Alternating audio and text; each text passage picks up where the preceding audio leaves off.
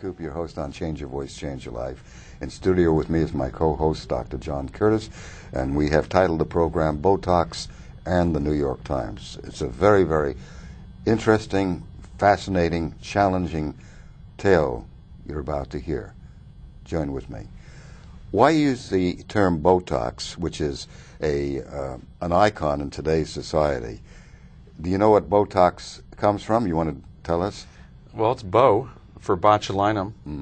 That, by the way, was a WMD, a weapon of mass destruction we were going after for the justification for the war in Iraq. Yeah. Thought he had 100,000 liters of botulinum toxin in a thimble full, just a small amount is enough to kill, thousands of people. 100,000. Now, the Botox is the toxin. Now, what's interesting about that is that in the title of the drug's name, it actually is fairly accurate. It is a toxin, and yet the company Allergan, which is interesting because I think that people should know this, refer to it as a natural purified protein, and they market it like a health food. Do you think it's a healthy product? Do I think it's a healthy product? Well, John Curtis, I have found clinically that the Botox used for voice, it's used for spasmodic dysphonia.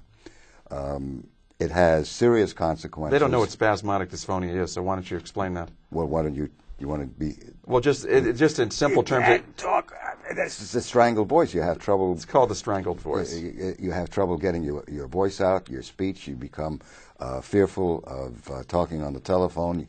Your life basically is changed radically. It's a severe disability, wouldn't you say? It's not only a severe disability, it is a very, very mentally depressing condition that can lead to various outcomes, and suicide is Would you say it could them. take an ordinarily competent, happy, well-adjusted individual? I'm talking about no prior mental illness at all, a person who's well-adjusted and successful, and it can transform that person into somebody who is quite devastated emotionally and, like you said, suicidal. I hear them call. I hear these patients with spasmodic dysphonia call me with permission from them. I record them on the telephone. I talk with them all over the world via the telephone, communicate with them by email, and they tell me that same outcome. They're traumatized. Their life is ruined. They can't go out socially. Their career is upended and so forth. It's a handicap that the public does not understand. Yeah, and of course, it's common sense that if somebody loses their voice, which is a major basis for communication, that's what it would be a catastrophic effect. If you can't talk, if somebody cuts your tongue out, basically. They did that in the 18th century in France. Did you know that? In regard to stuttering. Did you know that? Did it help? Well, they attempted to take care of the stuttering problem, which they did, but the outcome was worse than the stuttering problem. Well, without a tongue, what happens to speech? Well, they cut out portions of the tongue, and then the impairment was that the individual didn't stutter anymore, but or hopefully didn't, but the outcome was draconic. Yeah, and... Did you know that Botox was used for stuttering? It was the rage for a period of time. Did you know that? Yeah. And the rage disappeared because the stutterers were worse off after the Botox than before. Well, I guess the assumption was that it was a problem of spasming for stutterers. Is that what you found to be true? The spasming occurs with the eyes and the face because with stuttering, they're using such force in the oral musculature around the mouth and the nose. You mean the effort that is put out by the stutterer just to spit out a few words is just it's an enormous amount of physical strain that goes into it. And they're spiking in the brain. Like in 1960, investigators Roe, Brumlick, and Moore found that there's spiking in the brain for 4 of 10 cases that they had with spasmodic dysphonia, and attributed that to a neurological base, a basal ganglia, neurological problem, and so forth. And that became the medical paradigm. So it was a turning point in the paradigm. Yeah, before that it was psychiatric care from Traub in 1871 and psychiatric care, but neither the psychiatric care from 1871 to 1960 ever reported a single cure. That's amazing, not one single cure. And neurological cause, saying it's a basal ganglia problem or neurological or dystonia. Not one single cure to today. So the medical community does not have one single cure covering 135 years of treatment for spasmodic dysphonia. Have they had more success with the neurological approach to spasmodic dysphonia than they had with the psychiatric approach? No, because neither approach has one single cure ever. But they attribute it to the fact that it's an unknown cause. They have various theories, but they don't have a single cure. What's interesting about all of this is that the New York Times in 1992, March 11th, I believe, by Janie Brody, said there are two approaches, medical approaches, for spasmodic dysphonia. One was the Botox voice, and the other was surgery. The surgery, in 2 years later, 1994, Brody wrote the column in 1992. In 1994, the American Speech and Hearing Association, it's called the American Speech Language Hearing Association, officially said two-thirds of those undergoing the surgical procedure, which was the rage for 20 years, has left two-thirds of those worse off after the surgery than before. So that surgery has entered into the kingdom of the dustbin. Well, so when Botox came in, I mean, it was considered quite revolutionary, wasn't it? In 1884 by Mitchell F. Bryn, he brought 1984, Botox. Wasn't it? 1984, yeah. Right. Incidentally, that was the title of the book of George Orwell. Did you know that? 1984, which was the beginning of the kind of Big Brother sort of brainwashing, where any publicly traded corporation can make a statement, support it with research, or come up with some press release or some report in a newspaper, and people believe it. And people believe today. Do you know that there's a report just recently about a very respected journalist? You talk about Janie Brody. Well, she's small potatoes compared to somebody like Judith Miller. Yes, Are you that's aware true. Of that? Yes, I am aware of that. But Janie Brody may be small potatoes if you have spasmodic dysphonia and you're being Botox 4 to 10 times a year or more each and every year. And Gerald Burke, the chairperson of Head and Neck Division, UCLA Medical Center, says there are serious side effects from Botox, but it's not in medical journals. But let me draw the parallel for you here, because I think it's a valid parallel, because we sometimes distinguish various classes of news. For instance, the news that you're interested in with respect to spasmodic dysphonia, Botox, and other treatments comes in to the Science Times. So we assume that if it's related to science, that somehow the writers are different and the reporters have more information. They have scientific backgrounds. And I know there was a reporter recently who published an article. I believe his name was Donald McNeil Jr. Donald G. McNeil Jr. Donald, you don't want to miss the G. Okay. I believe he has. We know who he is. He works and writes for the New York Times, and he had published a print. They had ran a front page story, I believe, that made a statement. March 3rd, I believe, 2003. A couple years ago. Yes, Sunday front page. By the way, did you know that 2003 was the year on January 28th that President Bush mentioned in his State of the Union message that Saddam Hussein was trying to buy uranium in order to build nuclear bombs from an African country called Niger. You know that. That was also in March of 2003. No, I didn't know that time. But well, I think there was a lot of interesting things going on in the New York Times during that period. But here's the parallel I want to mention about Judith Miller, who is one of their senior veteran reporters over there, that during that period, that same period, she was writing story after story about the great stockpiling of weapons of mass destruction of Saddam Hussein. And here we have Donald McNeil Jr. writing about another weapon of mass destruction called Botox. Think about this. In unattenuated form. That's not diluted. Well, if it weren't reprocessed by the drug maker, Allergan, it would be killing people right now. That's right, in big time. Yes. But here's a statement that McNeil made in that front page article, which was Judith Miller was making the point that Saddam had weapons of mass destruction. That's what her sources told her. And that weapon was botulism toxin. One of the weapons was botulinum toxin. Right. Now, McNeil Jr., Donald McNeil Jr., Donald G. McNeil Jr. Okay. His statement was that Botox was giving patients with spastic vocal cords. Is giving. Botox is giving those with spastic vocal cords. Well, I'm talking about the article in past tense. Back their voices. Yeah. Botox is giving patients with spastic vocal cords back their voices. Front page, New York Times. Okay. Now, was that a satisfactory statement in your view? No, because I asked Mr. McNeil, could he give me documentation for the statement? And he did. He gave me the documentation from the Journal of Otology, Rhinology, and Laryngology, an article published in 2002, which had absolutely nothing to do with what that statement was. Nada, nothing.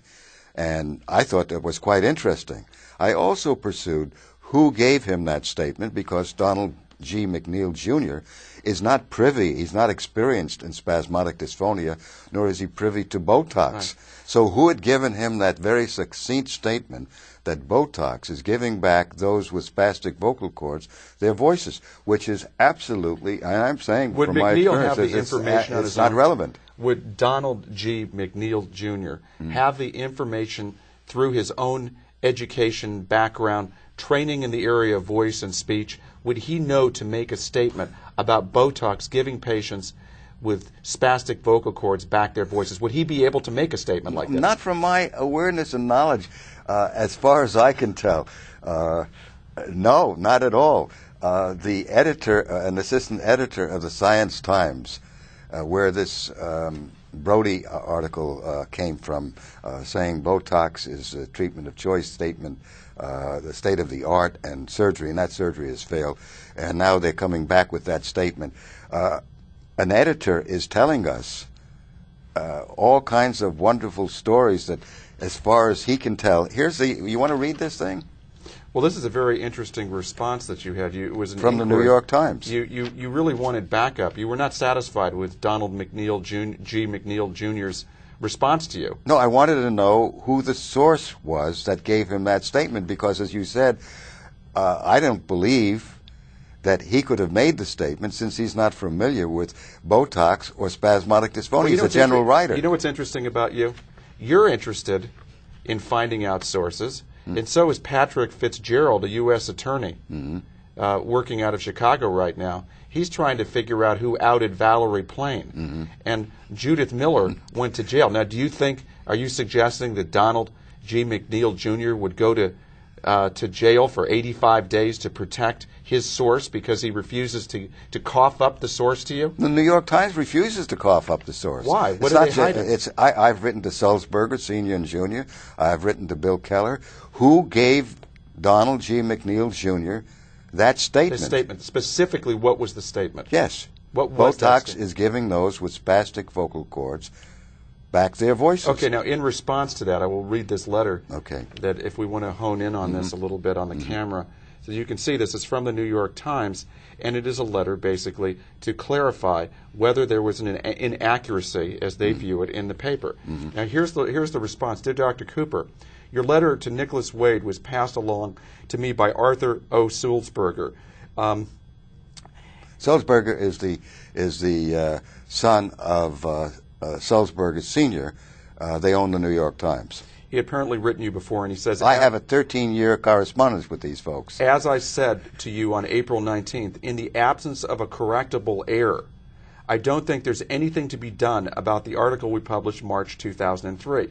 I've gone back and read the article. The reference to Botox as therapy for spastic vocal cords was passing, and as far as I can tell, not inaccurate. Now, the reference to Botox as therapy for spastic vocal cords, was that what you asked him for? No. Was that the specific reference that you gave him? No. Botox as therapy for spastic vocal cords? No, I asked him who is the source for the statement by Donald G. McNeil, Jr., and informed him that the documentation by Mr. McNeil, Donald G. McNeil, Jr., for that statement was not accurate. It had nothing to do with what he had made as a statement. So this is the assistant science editor. His name is David Corcoran. He's now indicating to you that the letter that you sought clarification on, the specific point, Botox is giving patients with spastic vocal cords back their voices.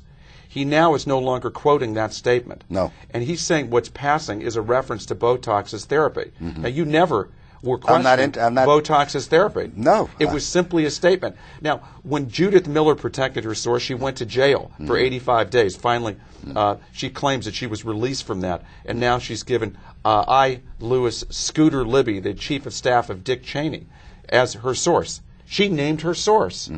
why will McDonald G. McNeil Jr. not name his source? That's what I'm wondering about. What is so fascinating about the denial at the New York Times that says, what is this, anonymous sourcing for a statement on the front page in March of 2003, which is a blatant ad for Botox?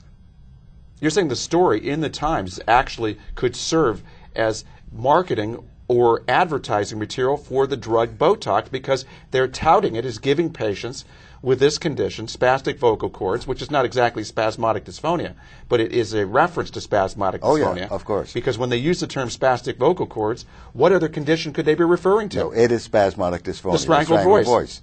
Right. He doesn't say it's a reference to the strangled voice or spasmodic dysphonia. It is implied. But what they're implying in that statement, Botox is giving those with spastic vocal cords back their voices, is this is a curative. This is a cure. Yes. This is a panacea. They're not telling the public, they're not telling you, if you have this condition, that there are 4 to 10 or more Botox shots each and every year for life. The cost may be around $1,000, $2,000, $3,000, $4,000. A Botox shot may be in that range, smaller or larger. And they're not telling you that. They're not telling you that the dosage of Botox is experimental, that nobody knows the long-term downside effects on the body, and that Mitchell F. Brin... Wait a second, let's back up. You're bringing up somebody's name here. Yeah. Now, this is very interesting. Yeah. Now, why are you bringing up Dr. Mitchell Brin? This is because in 1991 in Irvine, California... Who is Mitchell Brin, by the way? He's the neurologist that brought Botox to the field in 1984, and it was used once in 9 months. Now it's used 4 to 10 times a year or more each and every year, and the consequences, the side consequences, the serious consequences, are not even presented in this blithe article that editorializes and markets for Allergan, the maker of Botox. They have every right to do what they're doing. You believe that the report by McNeil, I mean, when you really look at it in its totality, you know, kind of a bird's eye view, is that they're touting Botox as a type of cure for spastic vocal cords. It's implied in what they're saying. Botox is giving those with spastic vocal cords back their voice. That's what they're saying. There's no reservation. There's no qualification. Yeah. Is it an accurate statement? No. It's a correctable error. And what this assistant... He's saying it's not a correctable error. That's right. He's saying that Botox as therapy for spastic vocal cords was passing. Passing what? The statement is not passing because it's inaccurate.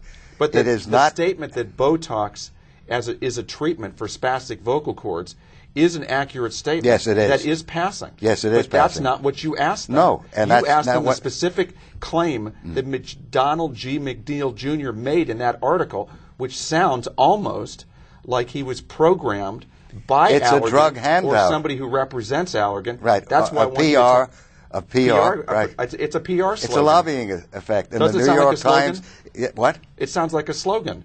Yes. Like a PR marketing slogan. Yeah, Botox is giving patients with spastic vocal cords back their voices.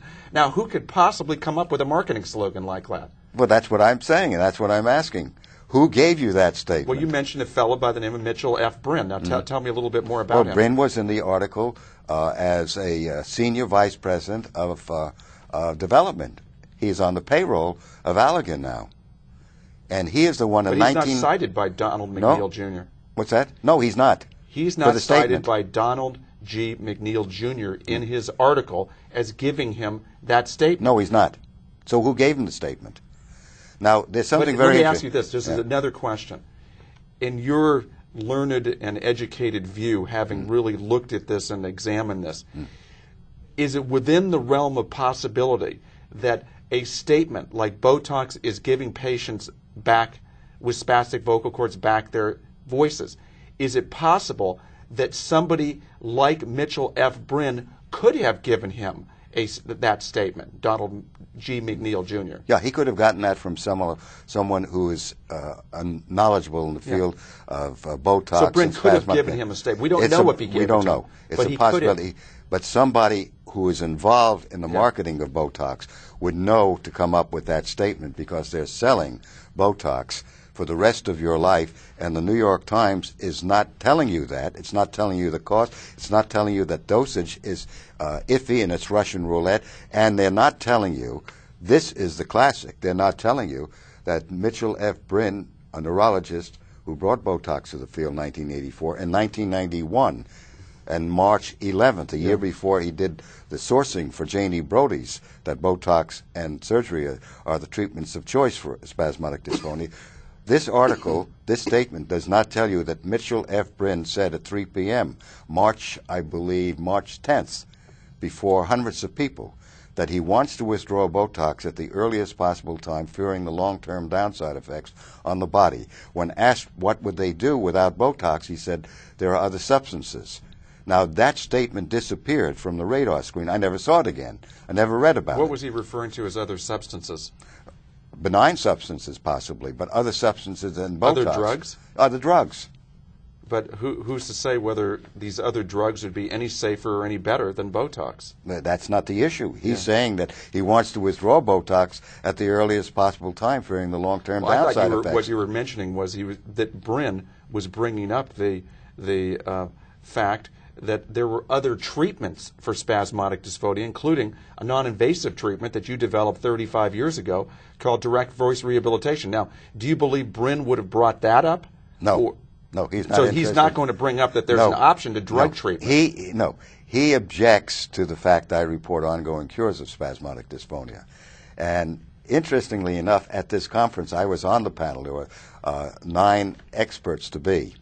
And they took me off the panel at that time because after putting me on the panel, the medical panel, I'm a PhD, the only PhD on the panel, reporting cures. Nobody else reports cures in the world of spasmodic dysphonia by direct voice rehabilitation, or that I know of any doctor doing so. They took me off the panel and put me in the audience. And the PR there in the newsletter said, although I presented cures from the audience, given 5 minutes, not a half an hour that the various panel members had, reporting cures, they only reported the medical panel saying there are no cures. Therefore, I don't exist. So you've been basically this program was sponsored by Allergan. Allergan has not allowed me to be at any of its major meetings reporting cures. Do you think that has anything to do with the fact that you present an alternative treatment to their drug treatment? Well, it threatens, I believe. It's not what they have in mind for their bottom line. If I'm reporting ongoing cures for 35 years by DVR, direct voice rehabilitation, and it's all natural, non-invasive, non-risk, that Dr. Bryn is talking about, that he fears the long-term downside effects on the body. Now, they're also saying, hey, Botox is 99% safe and effective. I'm not finding that clinically. I have case after case after case showing that there are various serious side effects, or that Botox after 40 shots, 45 shots, 50 shots, 20 shots, 30 shots, 5 shots, 1 shot, has not filled the bill that it's 99% effective. It is not. What does it do from my experience? Your experience to individuals' voices once they've received Botox therapy? Do they have improvements in their voices? Are their voices... go into outer space. Ira Newborn, we mentioned him. We had him on as a guest, had a Botox shot at UCLA Medical Center. Mm-hmm. Denise Proudfoot had Botox shots at UCLA Medical Center. It's not a negative to UCLA. They're doing what everybody else is doing, and Botoxing spastic vocal cords and treating it medically. What the point is that you have the best Dr. Bryn, Dr. Blitzer, Dr. Peek Wu, Dr. Bastian, Chicago, the creme de la creme. It's not just them. It's the fact that they are... What about Dr. Blitzer? Is he in there too? Yeah, he's there too. He Botoxed a person recently, and... We hear about his patients all the time. Yeah, and well, some of them. There's some, but I'm saying that Botox is not 99% effective. It's now coming down to 80%. They say it's now coming down to 60%. My take is that they can come up with a statistic, but Disraeli said there are lies, damn lies, and statistics. I'm citing the cases that are not fulfilling what that statement on the front page of the New York Times said. Botox is giving those with spastic vocal cords back their voices. I don't believe in it. I don't accept it. Clinically, I have proof that it's not so, and they're making a general blitheful statement as an ad, and it strikes me as a handout from a drug company or from a cadre of those involved. I'm glad you're mentioning that, how a front-page article in a major publication like the New York Times can actually be an infomercial or an advertisement. It is an infomercial. Okay. Do you see, and I know that I want you to see the parallel between the statements by Judith Miller. I want to go back to that and show you the parallel with your particular situation. She made blatant statements, repeated statements in her articles for almost a 2-year period that Saddam Hussein was stockpiling weapons of mass destruction. She cited proof about aluminum tubes connected with, we're talking about nuclear potential capability. She cited issues related to mobile germ laboratories that were provided. And her source, her source was Scooter Libby, and his source was Ahmed Shalabi. Now, Ahmed Shalabi is an ex-exile, wanted to take over Iraq, wanted to become the next Saddam Hussein over there. He worked for the CIA, and that was the source of much of the intelligence. Now, a lot of people like to cite the information. Well, this guy is out there. Everybody else believed this too. Well, there's a lot of people that believe that Botox, gives patients with spastic vocal cords back their voices, but that doesn't mean, because there's a lot of people that believe it, that it's not brainwashed. Remember that Brin's discovery occurred in 1984, the same year that Orwell talked about how Big Brother tends to, and the big institutions have a way of twisting reality and brainwashing people. So it's possible that medical profession that you talk about, that you have a great deal of admiration and respect because these people are sincerely committed to helping patients, it's possible that many of these doctors are brainwashed. Well, they're brainwashed. They believe in a theory of paradigm that has never reported one single cure ever since 1871. They're gung-ho, given the cadre, to do Botox for strangled voices. They don't have a single cure.